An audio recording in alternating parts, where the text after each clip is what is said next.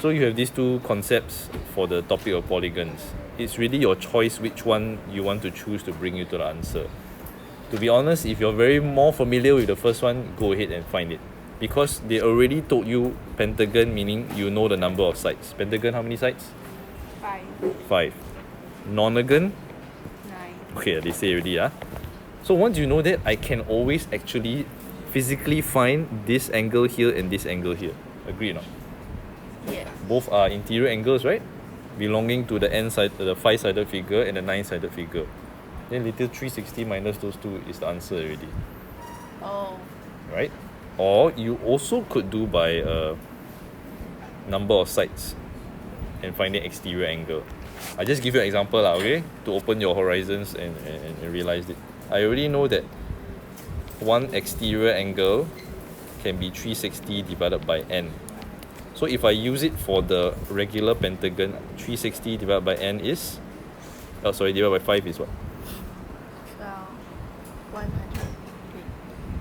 Divided by 12? Divided by 5 is what? 120. Eh?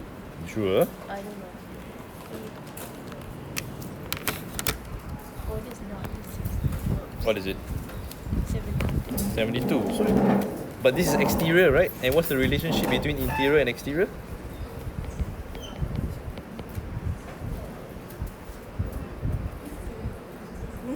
What? 180 lah. They add up to 180. So if I take 180 minus 72, I'll instantly get the interior angle already. So it's just how fast you want to get to the interior angle. So 180 minus 72 is 108. So where does 108 fit? Here lah.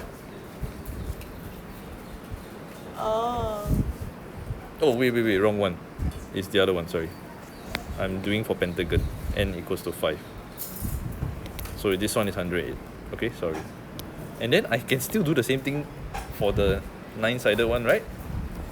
One exterior angle again is 360 divided by 9, which is what?